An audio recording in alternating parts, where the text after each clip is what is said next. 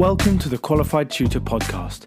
Here at QT, our mission is to provide teacher training for tutors. If you are a motivated tutor and you love to learn, the QT podcast will inspire, motivate, and support you to improve your practice. Because tutoring is a small job that makes a big difference. Hi there, and welcome to the next instalment of our podcast series with us here at QT. Welcome to Lucie Williams, an inspiring and experienced tutor who has set up a close network of tutors to be able to provide the clients that she's built up over the years with the same great service. Wonderfully excited to have you here today, Lucie. How are you doing today? Not too bad, thank you. So, Lucie, I thought I'd jump right in with how did you get into the world of tutoring? Well, I guess like anyone, it's a bit like, can you don't mean to do it for the rest of your life and you kind of fall into it. I did linguistics and phonetics with French and Spanish at University of Leeds. Always loved languages, I had a huge passion for them. But I guess the classic thing when you finish university, didn't really know what I wanted to do. So what subjects do you tutor now? Well, luckily, kind of after that, my tutoring formative years, I kind of knew what I wanted to teach and do. I always wanted to be just teach two tutor languages, French, Spanish, and English as an additional language. But after that job, kind of my tuition came into fruition, I suppose. And by that school, there was a family who was based in Switzerland, in a place called Gstaad in Switzerland, and they wanted a private language tutor full time. So through various contacts, I met with the family. The dad worked in London, or spent a lot of time there, had interviews, etc., and ended up going out so 6 months in London, and I was like, back to Gstaad, and I was tutoring again then full time. It was a very different setup. I lived in a chalet in Gstaad in Switzerland with this family who were lovely. I lived in staff accommodation there, and there I tutored all subjects but in French, Spanish, and English. So I was from Key Stage 2 to GCSE. So one day the mother could be like, could you do maths and French today, or geography and Spanish? Because it was fairly basic level, I could do it. When the kids got slightly older, I thought, economics and French probably isn't going to happen because I'm not skilled in economics. I specialise, my expertise is in those three languages. But like on a basic level, I have done, English and maths and other numeracy and literature subjects. So, Lucie, we tend to ask this every time, and we have got some very, very amusing answers with this so far. What kind of tutor were you, Lucie, and did you ever have a tutor yourself? No, I didn't. I want to think I was quite cool, but I wasn't. I was a massive geek at school. Just like That's also a common answer. Yeah, at the time I was like, I'm not, but like looking back, I was. No, but I mean, I just basically I worked, and I was very lucky. Prior to year 7, I did work, but I didn't really know how to I remember used to have tests when I was younger, but I didn't really know what revision was or how to. I was when I was really young, like in 5 and year 6. I went to a really good school called Surbiton High School, and I remember from year 7, I think the good thing about that school, many good things, but they just instilled a really good work ethic into me. And I remember even my year 7 exams, I don't know if it's a good or bad thing, the amount of pressure I put on myself, but I had to do well and get above 70%. And my parents were never like that. They never pressurized me at all until this day they haven't. But I just really wanted to work hard. I guess I was surrounded by lots of students who were achieving really high marks, and not that I was at my depth, but you do want to be the one who's getting 40% and they're all getting 80 to 90%.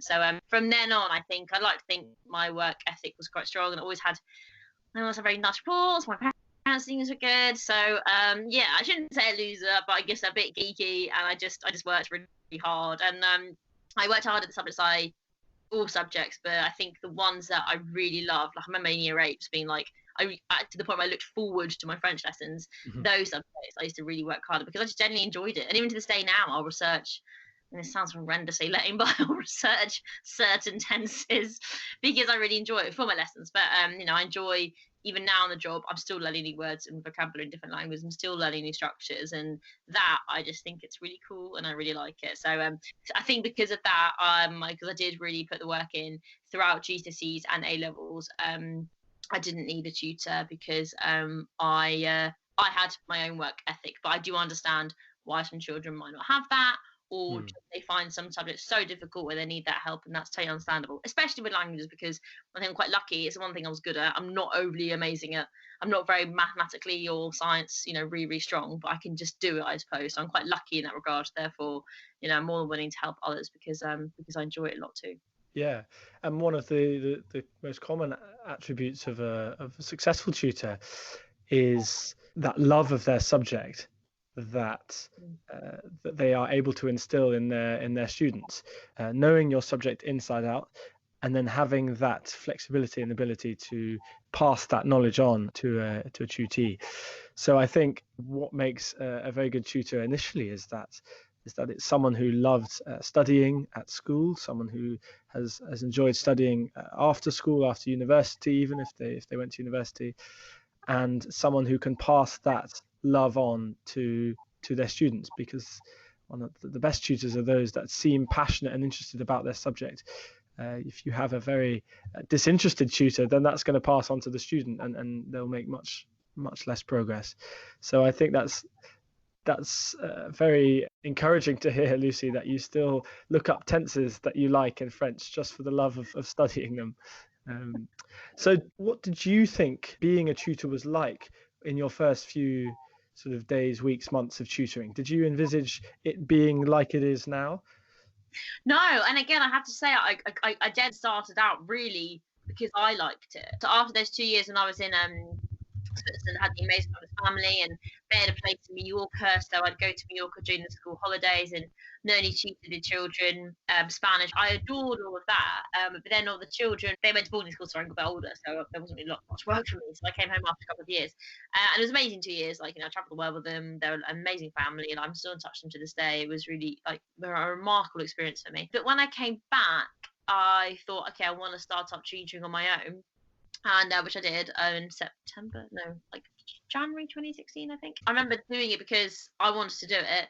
But then over that course of that year, prior to this, I've only really had two strong tutees who I've got to know really well with the family I live with. But then over this course of academic year, I met loads of different students, loads of different people. And again, I really like prepping their lessons and, doing this research and that. But then, I've never had, that was my first year of seeing a load of, new GCSE results and A-level results. Getting those messages being like, oh, I got an A, or I got an A star, or thank you, I finally got this, and I can go to Oxford because I got this, or I can go to this university.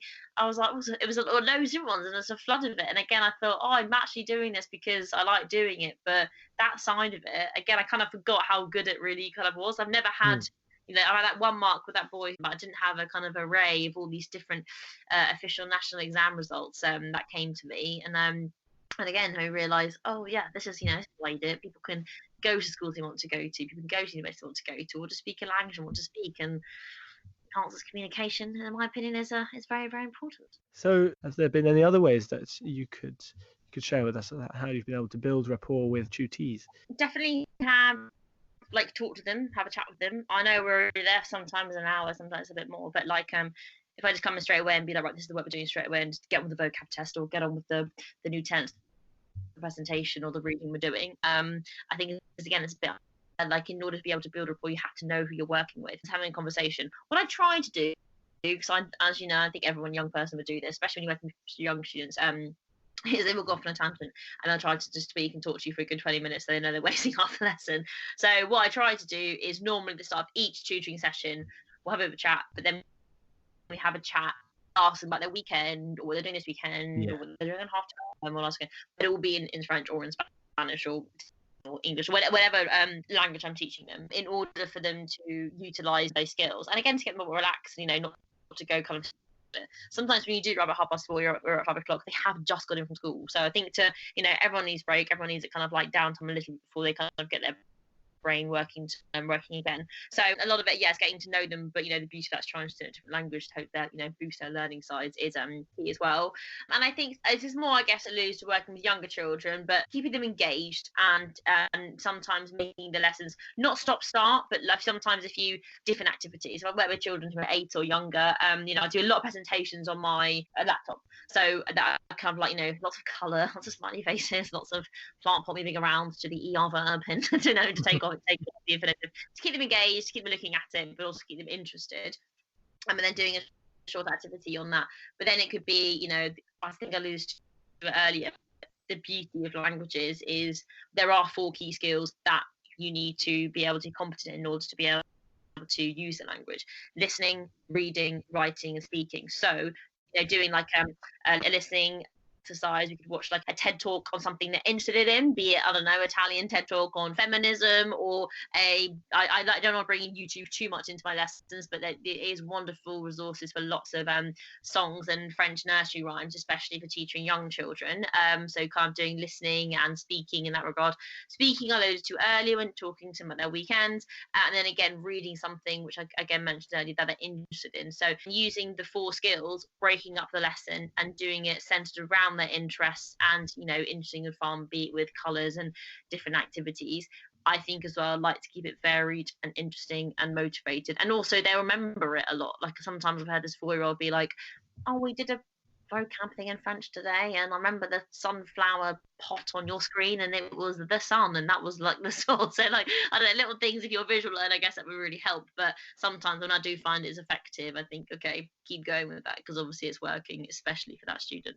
Yeah, exactly. And being adaptable, being able to change your style for each student you have is one of the most important things about being an engaged and ultimately successful tutor. But another point that we often discuss here at the QT is we often have tutors coming to us, or the tutors that we spoke to in our webinars and our podcasts, is there are students that struggle with material, and there are students that struggle in classrooms, and there are students that struggle with learning in general. Now, if a student is struggling to understand the point that you are explaining, or to understand a topic that you have been helping them with, and they really just are struggling to understand it, maybe it's due to just the difficulty of the topic, or maybe it's due to other factors such as it's been a long day at school, or they're tired, or they're angry, or whatever. What have been kind of your best methods for remedying this? Have you found that there are ways in which you can alleviate a child's kind of demotivation for learning, for being in the sessions? I think if it's an ongoing difficulty, using the methods that I adapted to and mentioned earlier, if it's one where they're just really unsure and I kind of have the innately, I think, well, okay, they can get this, they just really need to kind of, you know, look at it, then it's breaking it down and making it as easy as possible to learn to look at, be it, you know, a very simple presentation, a very simple exercise, a very simple worksheet. But the key there, I think, as well, is repetition.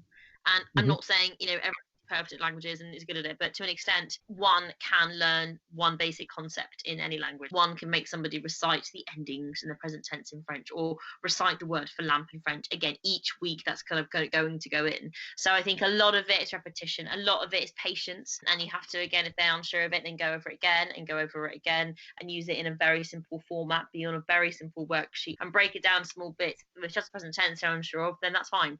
Let's not do the whole thing. Let's not do all the irregulars. Let's not do all the different endings. Let's not do all the different verbs. Let's look at one section of it for that week and go over it in really slow formats until they understand. And then next week we'll get a beginner lesson there. If they're still showing up to misunderstanding, then you go over it again and again. So I think a lot of repetition. And I understand that for an exam board, you have to cover an array of things and lots of information. However, I am very much the opinion where it's better to be good at the foundations of a language, to be very good and highly skilled and you know, the very base of the present tense. And yeah, say you can't recite all the irregulars, or you can't recite all of the fancy tenses as an example. It's better to have a good foundation and solid skills in certain areas, as opposed to trying to spread yourself out too thin and not be as good or skilled in all those areas. So to sum up, I'd say repetition is key, and breaking it down as easily as possible for them. Yeah, no, wonderful. And sometimes that's hard to remember when you're preparing tutoring sessions, is that the child can be at a very basic level with this learning. You know, it's sometimes hard to think that you have to really go back to the early steps, and that can sometimes be the hardest thing, is that you go too high with your initial explanations of the topic. So I remember I've been doing some math tutoring with a student, and you know, I assumed too early that they understood basic concepts like converting fractions to decimals, for example. So the work that I did assumed that they knew that already, and it was really causing them issues. So I had to take some steps back and start from the building blocks again. Now maybe that's more common in maths, because there really are building blocks to later knowledge. But even with English, you know, don't assume that they can just launch into a creative writing piece because they haven't worked on that initial vocabulary in order to build up an argument. But Lucie, I just kind of finishing off here, I'd really like to know a little bit more about what you've been doing very, very recently with setting up this small network of tutors. I really feel there is a lot to learn there for other young tutors who are thinking of doing the same thing. I suppose just recently I'm quite lucky as I've been here for self-employed freelancing tutoring in London for the past 4 years now, and I've had incredible experiences and met so many great, amazing, interesting people, and I feel very fortunate and lucky to say that I generally love what I do. The good and bad thing was many any job, I suppose, but the tutoring is a very small window when you can actually do it. Most tutoring, if you're not, unless you're a homeschooling placement or adult tuition, generally takes place after school. So you start about 3-4 o'clock and you end about like 9 or 10 o'clock. That's my working schedule most days. Just fine, I'm used to it and I like it. However, if it's all in person, unless you're very lucky and the clients are all next door to one another, you can only really fit in about, I would say, 2 or 3 a day if it's all in person. I'm therefore a huge fan of Skype because I'm able to do various clients during one day, which I do quite like. And then at the weekend, I tend to work more 9 to 5 because that's when kids are generally all off school. I'm quite mean coming on the weekends, but if it's necessary, then I'll be there. However, luckily through kind of building up over the years of tutoring and applying to agencies and trying to acquire more private clients, and be that through building a website or putting ads in magazines or word of mouth, etc. Put my business cards loosely in cafes. I've managed to acquire more clients, which is really good, and more private clients. Fortunately, people have been so lovely, and through word of mouth, the demand's been quite high, and it's really nice to know that what you do is good. I guess what we do, I love being self-employed, but I don't have an appraisal. We are in bosses, and that's great. But am I doing it the right way? And training. So I think you are, Lucie. I think you are. But I think sometimes the GCSE results, then the results kind of are akin to, okay, they managed to get the A, so hopefully we're in the right direction. However, sometimes if I cannot take all these clients on, I kind of want to lose them, and I'm becoming more aware. I wasn't aware of it at all when I first came back to London to start up on my own, but I'm now a lot more aware that tutoring is, I don't know, can I use the term booming industry? I suppose it is. It's very popular. It's booming. I suppose it's down to the exams getting harder, schools getting a lot more competitive, and it's great that there are lots of clients out there. But I also realize the good thing is there's lots more tutors out there. So trying to get to know some more better, be it going to tutoring conferences, hearing about your mum's best friend's son who's looking into it, which I guess how I met your contacts initially, and then then you and everything else. It's kind of trying to create a network where I can give especially budding tutors but new tutors this work, be it if they want to be a tutor full time, or if it's kind of on the side, they're looking to get into acting or something, or another freelance job where they haven't got a full 9 to 5 and they're looking for this kind of work. Putting clients in those directions of my other contact is what I'm trying to do at the moment, because just knowing the work is out there is good. I don't want to turn people down, and want to make sure the work can be given to somebody who's also capable and willing. Yeah. And so if you had the top 3 tips for tutors in the same position as you, maybe a few years before this, the top 3 tips for expanding their practice, should we call it like this, what might they be, do you think, Lucie? I would say if you want to kind of stay away from nothing's wrong with agencies. I rate them, I think they're great. There's many wonderful tutoring agencies in London. I do generally believe that, and I work with them still, and they're really, really good. And however, if you would like to get more of your own work, which can be easy sometimes, be it financially or just knowing it's just you and the client, I would say maybe put some ads out in either local magazines, or try to get a online presence in order to try and build your own clientele in that area. Another tip, I suppose, definitely if you want to be totally professionally freelance and self-employed, I suppose get your own website, because people tend to Google and look online for tutors now, as opposed to the yellow pages, or look them up in a book. The last thing I would say is, God, not to get my business hat on too much, I suppose, but the wonderful thing is there are many tutors out there. That's great, and we're very good at what we do generally. However, I suppose it's good to have a USP. So what's your unique selling point? Figure out why you tutor, what are you good at, see if you can find it in any of your testimonials or what your clients say about you, and try to promote that in the best and feasible way, because that will, I think, give you a bigger fan base, or a bigger clientele, and they'll realise they'll want you for a certain reason, be it to your personality, be it to something you do when you work, or in the resources you bring. There's something that's they can pinpoint that's really good about you. Find that and then promote it, because that will make you a a unique and good and budding and hopefully flourishing tutor. Yeah, and what a brilliant sentiment to end on, Lucy. Thank you very, very much for sharing your thoughts with us, and for also providing such kind of helpful insight into how to maybe do tutoring in a slightly different way. We here at QT are constantly looking for how to. You touched on the fact that the tutoring industry perhaps is booming at the moment, and I would agree with that, especially with the rise of online tutoring. So how can it be done in a different way? How can it be done to help those people that really make the tutoring industry tick, which is of course tutors themselves? So it's been a real pleasure to have you on, Lucy. Thank you very, very much. Thank you, Lila. Thank you. Thank you. Thanks for listening to the Qualified Tutor podcast, where tutors share their expertise to support the tutoring community. We're always looking for motivated tutors to interview on the show. If you'd like to be part of the conversation, get in touch at podcast@qualifiedtutor.org. We'd love to learn from you.